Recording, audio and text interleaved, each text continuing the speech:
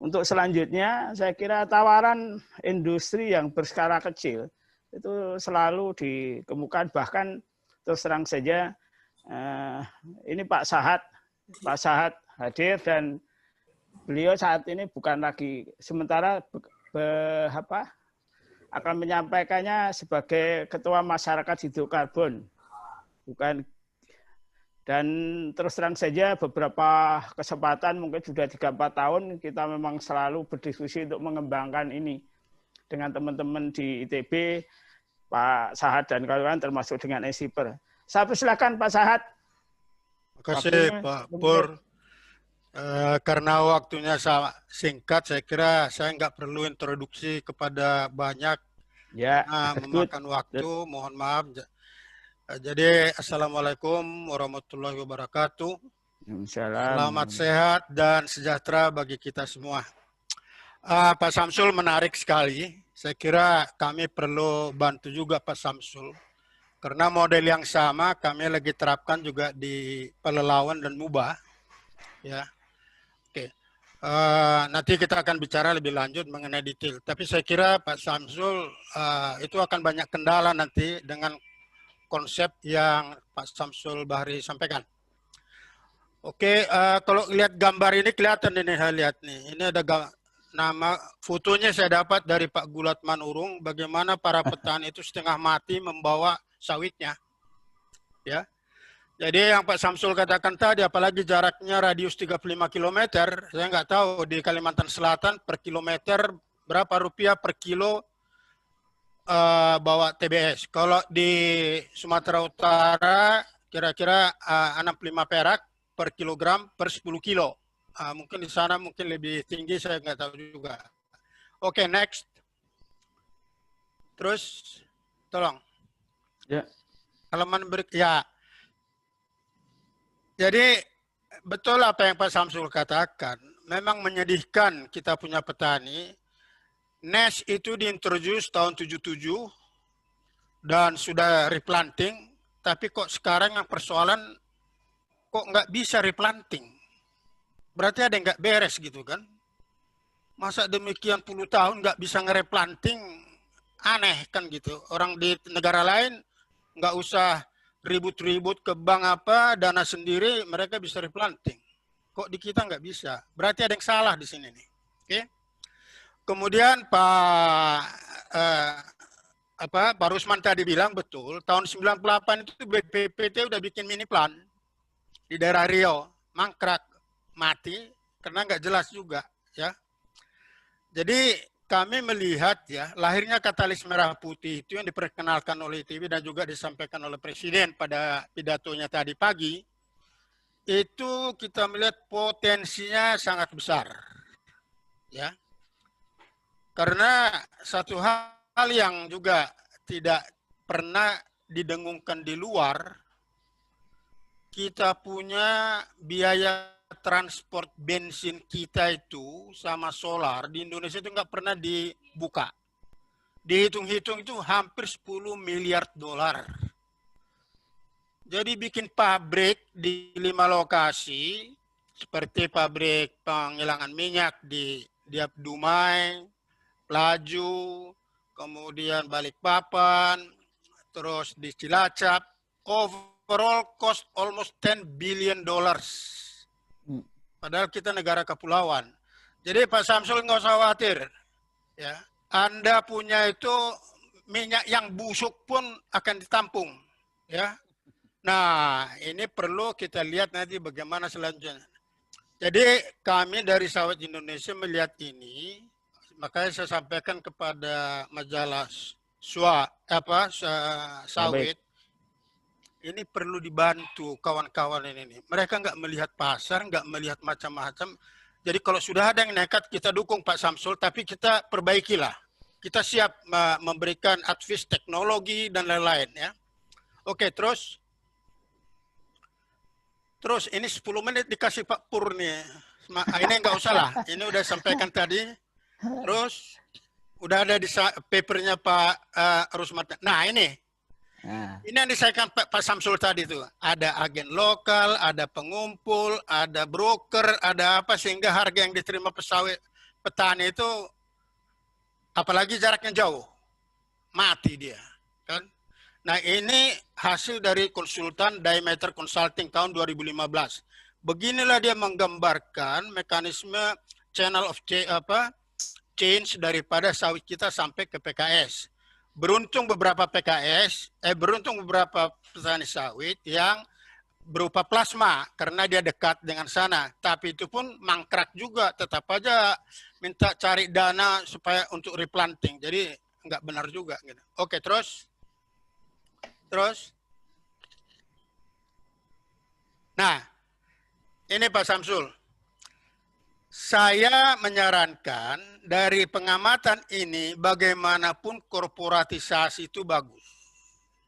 Cuma sayangnya tadi kenapa pemegang saham itu kok komposisinya begitu besar.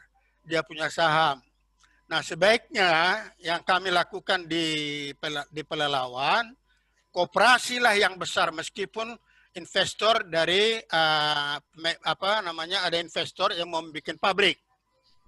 Tapi pembayaran daripada pengembalian modal itu, koperasi dipotong daripada harusnya mereka dapat, jadi dibayar belakangan. Jadi saya menyarankan Pak, usahakan itu korporatisasi antara kebun sama mill itu sama. Ya, kalau dia sama itu nggak bermasalah nanti, nggak ada gontok-gontokan di dalam. Jadi usahakan untuk bisa sama. Bagaimana sama? Nanti kita bicara. Terus, next. Nah, ini ISPO jangan lupa juga. Lahan-lahan petani banyak yang bermasalah. Itu juga persoalan. Karena banyak mereka beli lahan dari oknum-oknum penguasa daerah. Sedangkan mereka sendiri nggak tahu itu kawasan hutan atau kawasan hantu belau. Dia pakai, beli, tahu-tahu berbahaya. Kemudian jarak tadi yang Pak Samsul katakan lebih dari 50, rata-rata 35 km udah bagus. Ya. Tapi banyak juga petani kita itu lebih daripada 40-50 km. Ya. Sehingga tingkat acidity-nya naik, FFA-nya tinggi. Karena biaya tinggi, itu bisa jadi loss karena overripe. Ya. Kemudian Pak Samsul, itu yield per hektar kami sarankan, kalau dia di bawah 20, lebih baik dibenahin itu kebun. Kalau dia di bawah 20 susah Pak, apalagi nanti berfluktuasi harga. Jadi sekaligus juga PT yang ada itu melihat juga sebagai sumber daripada TBS-nya harus memiliki produktivitas yang tinggi. Jadi kalau harga CPO pun drop, itu dia tetap survive. Oke, terus itulah kondisi lapangan. Terus, ayo, siapa? Jadi arah mana pabrik minyak sawit milik petani itu? Ya, itu kita lihat Pak ya. Ancaman pasar yang ada, harga sawit yang berfluktuasi tinggi itu, bila harga CPO terjun bebas ke level 6.250 FOB Dumai, bisa TBS itu harga di PKS 1.100 perak. Dan ini susah. Jadi tolong dilihat costingnya. Jadi mendirikan PO Mill itu bersama-sama dengan para petani, Pak Samsul. Saya bilang itu double garden. Double Excel. Ya. Karena di mill juga ada profit. Di kebun juga ada profit. Jadi kalau tiba-tiba harga jatuh, profitnya itu bisa di-share bersama-sama. Jadi tidak terlalu mati sendiri dia. Jadi sama-sama menanggung. Demikian juga kalau harga naik. Jadi kalau misalnya harga purchase tinggi, itu supaya ada retention dipegang. Kalau kita sebutkan itu di Pelalawan, unfunded replanting benefit. Nah, jadi kita ada sisihkan dana. Jadi ini juga perlu dilihat Pak. Ya, jangan asal tubruk aja. Oke. Kemudian pilihan teknologi, saya tadi nggak lihat juga kapasitas berapa Pak Samsul punya itu tuh. Dengan 3.200 hektar. Oke, jadi pilihlah teknologi dan ukuran kapasitas yang sesuai. Terus, next. Nah, Bapak mau menuju kemana produknya? Masa depan itu produk A, B, C, D. Jangan hanya melihat CPO. Kalau Deptan itu hanya tahu CPO. Pasar di luar itu udah berkembang. Ada Malaysian Standard dengan klorin rendah, ada IVO, ada pasar Timur Tengah. Nah ini tolong dilihat Pak. Jangan nanti seperti yang dibilang Pak Rusman tadi, mati sendiri. Karena Anda berfokus di CPO. Kalau CPO itu terlalu udah teknologi 100 tahun. Pasar berkembang. Masa kalian tetap aja diam? Jangan ikutin terus. Siapa konsultan kalian tuh? Tanyain. Tanya ke Pak Sahat, bilang apa yang mau dibikin bagus. Oke? Terus, next. Nah ini Pak, yang kita sampaikan itu, yang di atas itu adalah yang sekarang. Bayangkan panjangnya itu dari petani, masuk ke pengepul, dari pengepul ke PKS, dari ke PKS ke refinery, dari refinery baru ke industri hilir. Nah yang kami sampaikan itu, jangan lagi begitu polanya, dari petani langsung ke mill, udah langsung pakai. Pertamina boleh pakai, pasar Eropa bisa pakai, kemudian LTD PLTD juga bisa pakai. Ini yang Bapak lihat. Karena saya yakin di Sumatera Selatan banyak juga pembangkit diesel-diesel yang bisa kita pakai dari sawit. Oke.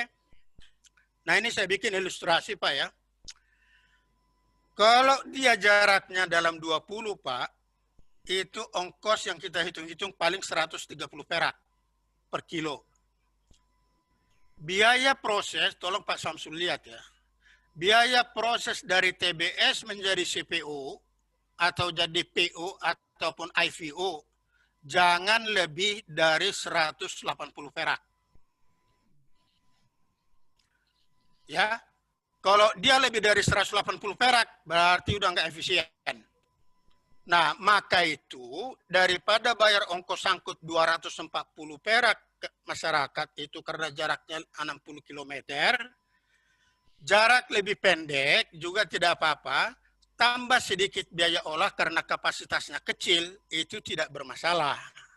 Jadi bukan soal besar kecil sekarang industri TBS itu sejarah Nabi Nuh. Kalau bilang kapasitas besar baru ekonomis, itu zaman Nabi Nuh. Nah sekarang tuh mana yang ekonomis? Jaraknya dekat, biaya proses dekat, sehingga total cost rendah.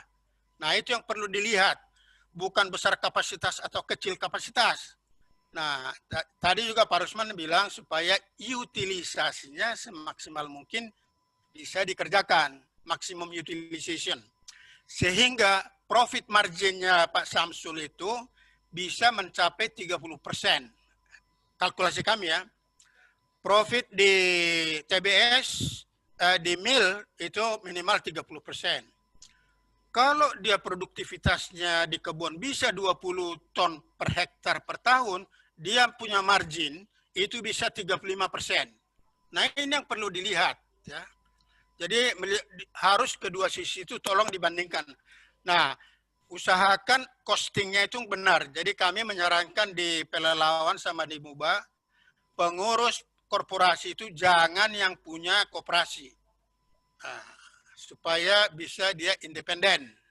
Ya, pakailah profesional. Nah, kalau enggak nanti ketua koperasinya kayak sendiri, akhirnya koperasi Pak Teten Mas Duki nggak pernah berkembang dia koperasinya juga. Itu yang perlu disampaikan. Terus next. Satu lagi Pak. Siapa ini Pak Goyong? Halaman berikutnya. Terus Goyong. Ya. Nah, jadi Pak Samsul, teknologi yang Bapak pakai itu mulai zaman Nabi Nuh sampai sekarang udah itu. Masa gitu-gitu aja? Bapak tahu nggak berapa biaya cost processing di situ? Coba sebelumnya Neng. Dek. Ya. Coba terus. Ya sudah ini pas. Jangan, halaman sebelumnya Pak. Ini nih. Itu Pak, untuk memperlunak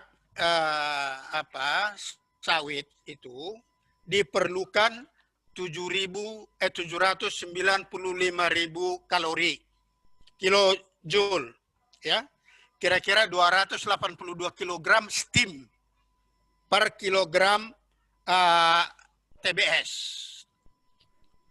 Ini sampai kapanpun nggak akan bisa kita turunkan ke 100 perak. Ya.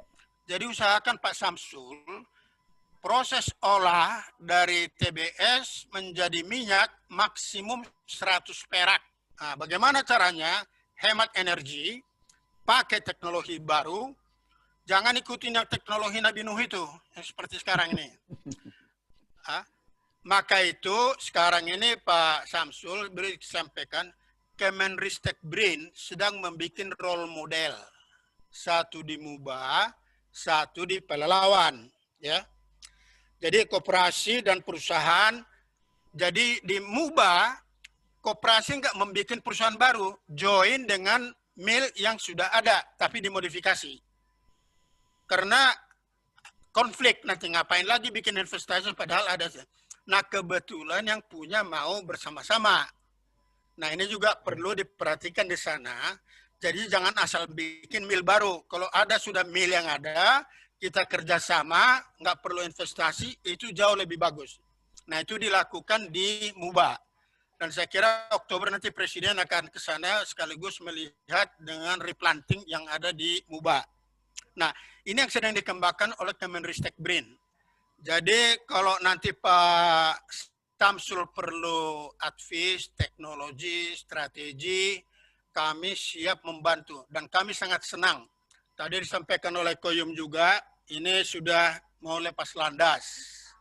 Habis lepas landas terbang. Terbangnya kemana? Bikin bensin untuk daerah situ. Karena kalau bensin, saya hitung-hitung, kalau CPO-nya di harga 6.500, maka bensin itu bisa di harga 8.100. Dan tidak perlu ongkos dari mana-mana. Ya. Nah 8.100 kalian bagi-bagi di kecamatan kalian itu makmur masyarakat sana. Nggak perlu kemana-mana. Saya kira demikian aja Pak Pur. Matur nuwun. Ya, terima kasih Pak Saad. Beberapa hal Pak Saad, ini nanti kalau yang ini kan dari diskusi kan skalanya, scale-nya bisa apa ya, kira-kira untuk 1.000 hektaran ya, atau juga bisa diekspand seperti yang lain dengan skala besar dengan memanfaatkan yang sudah ada. Kalau 1.000 hektar lebih baik cari yang lain Pak. Kalau saya lihat ya, kalau 3.500 hektar dengan jarak tidak lebih dari 20 kilo, ya itu bagus. Ya. Karena kan ini ada trade off antara biaya logistik dengan biaya proses yang telah disampaikan tadi. Ya, termasuk ini, betul. Ini yang dihasilkan tadi Pak. Ya, itu perlu dihitung Pak. Mungkin masih nunggu. Ini hasilnya apa? Bensin? Itu bisa itu. Green gasoline atau green diesel? Atau ini tetap CPO? Enggak, kalau saya sarankan ke Pak Samsul itu produksilah IVO. Ya, kalau IVO itu di atas CPO. Ya. Kalau CPO itu nanti karena ada juga jangan lupa ada 3 MCPDI. Ya. Itu akan memerlukan sawit dengan klor konten rendah. Ya. Jadi Bapak punya itu bisa, kalau hanya CPO saja itu cocok untuk oleochemicals sama biodiesel, tapi itu pun harus di-refine. Ya. Jadi suggestion saya next step-nya jadi untuk terbangnya masuk ke biohidrokarbon, bensin. Oke, yes. Nah, dengan para petani di sekitar, karena di sana tadi datanya Pak Rusman kan ada 598.000 hektar di situ. Ya. Untuk satu kilang kapasitas 1.000 barel per hari bisa memenuhi 800 kendaraan, 20 liter per hari, itu bisa cukup dengan 1.000 liter per hari. 1000 liter per hari itu sama dengan 139 ton IVO. 139 ton IVO itu kira-kira dengan ada